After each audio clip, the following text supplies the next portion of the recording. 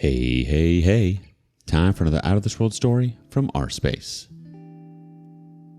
Be careful what you wish for, because you might just end up the one sitting at home, swiping through Tinder, while your wife is out living her best romance novel life.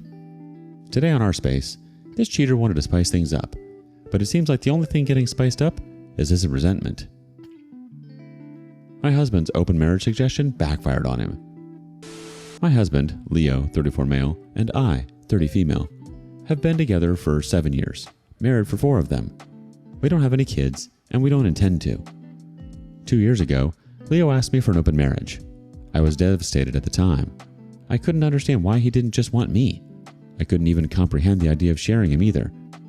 He gave me the same song and dance a lot of men give their spouses. He swore up and down that he loved me. I just wasn't fulfilling his needs. He needed more than what I could give. It was just to spice up our life. It was just sex, etc., etc. I did ask if there was someone else. He said no. To this day, I'm still not sure if I believed him, but at the time, I was angry and hurt and said no. He pestered me to change my mind for a week before giving me an ultimatum: open marriage or divorce. I chose the open marriage. I just couldn't bear the thought of him leaving me at the time. We have rules. We can't bring any partners home. We have to get tested for STDs every 3 months. 1 weekend out of the month must be left free for us time. Any money we spend on with our partners must come from our personal accounts. I didn't partake in the open marriage myself for the first 3 months. Leo obviously did right away. He seemed to be gone or out late almost all the time. But he always acted so happy and loving towards me while I felt like I was dying inside. It killed me to think he was sleeping with other women, and I felt so lonely and unattractive and not good enough. I told my sister, Katie, 26 female, and a few close friends everything. Katie told me to just play his game and be part of the open marriage too. If he can sleep around, so could I. I honestly didn't have much confidence in myself at the time. I'm a bit overweight and I've never considered myself conventionally pretty. I was afraid this would just humiliate me further. Katie and my best friend Jessie, 30 female, set up my online dating profiles for me. I got so many matches that it was overwhelming. When I told Leo, he was surprised, but told me to do whatever I thought was best. Jessie helped me choose my first date, and I actually had a great time. He didn't pressure me for sex and took me out to drinks and dinner. We did have sex eventually, but it was all just casual, and we didn't see each other after a couple months of casual dating. That first guy really made me feel more confident in myself, so I kept going on dates with men. A lot of them wanted to treat me, so I didn't have to spend much of my own money. Not only that, but some of the men have given me the best sex I've ever had in my life. Almost like the kind of sex you read in romance novels. It's been amazing. I'm currently seeing 2 different men alongside Leo. One, Mark, 38 male, is more of a steady boyfriend I've been with for about 6 months, and the one, Steven, 25 male, is very casual, mostly just hanging out and sex. They know about my open marriage, other relationships, and are fine with it. My husband has not been so lucky. In the beginning, he definitely was. He's always out and about and didn't seem to care even when I started dating too. But now he just complains a lot and hasn't been going out much. He whines about how he's usually the one spending money. A lot of the women he tries to be with want an emotional connection before sex. He often wants to be with younger women, but they want younger men. He's also been upset that I go out with random guys so often while he's at home alone all the time. He hasn't asked to close the marriage yet, but I feel like he will soon. He keeps saying he misses us and wants to spend more time together. He tries to initiate sex a lot more too. He wants to go on dates and go on vacations and all that stuff more and more. And he gets upset when I tell him I can't because I've already scheduled to do stuff with my partners, mostly Mark. Honestly, I don't think I love Leo anymore. I care about him, but I just don't love him. I'm not saying I love Mark or Steven, but I honestly feel closer to Mark nowadays than I do Leo. Mark makes me feel comfortable and safe, and I love spending time with him more than my own husband. Steven is funny and sweet and really good at sex. Katie and Jessie have been wanting me to divorce him for a year now, but I was afraid of hurting him and thought I still loved him. But I think my love for him died when he asked for this open marriage in the first place. Seeing him get all pissy about it now just because he's not benefiting from it is also a turnoff for me too. But I don't know if divorce is the best option. I still care about him and I still don't want to hurt him. Maybe if he finally asked to close the marriage, we can talk about it then. Let's check with the community for some relevant comments. First up, divorce. You're happier without him. He would only want to close the marriage because he can't get laid, not that he only loves you. The OP replies, We've just been together for so long that the idea of him not being there feels weird, which sounds stupid since I have 2 other partners, so it's not like I'll be lonely. But Leo was a part of my life for so long that for him to not be there just doesn't feel right. But you're probably right. The OP on her husband dismissing her feelings regarding the open marriage. I really do think Leo does love me in his own way. Even when he was more active in the open marriage, he still made time for me and still did a lot with him for me. But you're probably right on the divorce. The next person chimes in, part of the issue is the main relationship is supposed to be the important one, so the whole 1 weekend a month for us time wasn't enough.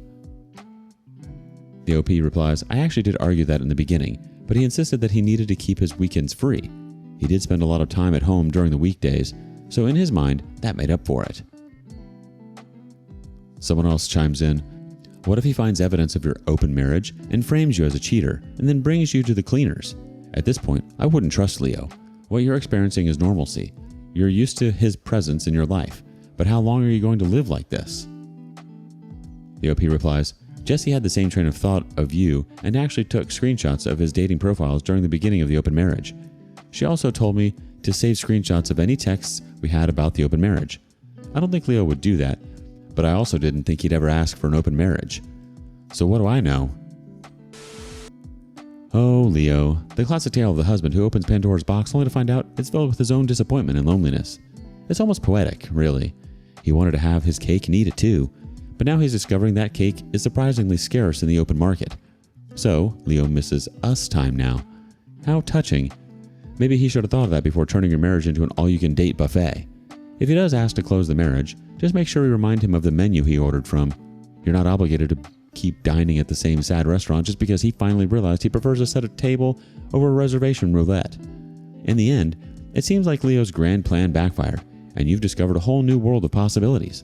Whether you decide to stay or go, at least now you know that you're worth more than the crumbs he was willing to throw your way. Update. Hey everyone, I got so many comments and messages on my last post, which got deleted for some reason, that I was a bit overwhelmed, especially when a lot of you kept saying the same thing, divorce, divorce, divorce. But the thing is, I think a part of me does still love my husband. I know in my last post that I didn't think I loved him anymore, but I just can't forget about the things that I do love. I love when he sings in the shower. I love when he laughs so hard he snorts. I love when he kisses my forehead when I've had a bad day. I love when he holds my hand while we watch TV together. Leo has done a lot of crappy things, but he really isn't the big a-hole people think. Maybe that was my fault. But even if I do still love him, I'm not in love with him anymore. I don't think I have been for a while. I care about him. A part of me does still love him, but you all were right.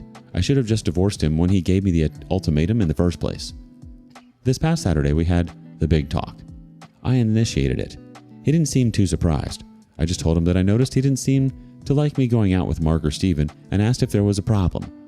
He said there was, but he didn't ask me to close the marriage. He just asked me if I still loved him. I said something like, not like I used to. He broke down crying, which made me cry. I guess he had known for a while that I wasn't in love anymore, but he had hoped he could win me back if he funneled all of his energy into me. I was honest and told him that during those first 3 months of our open marriage, I think my love for him died and I just couldn't get it back. I did tell him that I still cared about him and that I did love him, but it's not the same as it was. He asked if I loved Mark or Steven and I said no. I like being with them and I care about them a lot, but I can't say I'm in love with either of them. I also finally asked him why he wanted the open marriage in the first place. A lot of you in the comments said he already had someone lined up, and you were right. He had someone at work he was interested in, and she wanted him too. The open marriage was just to get permission.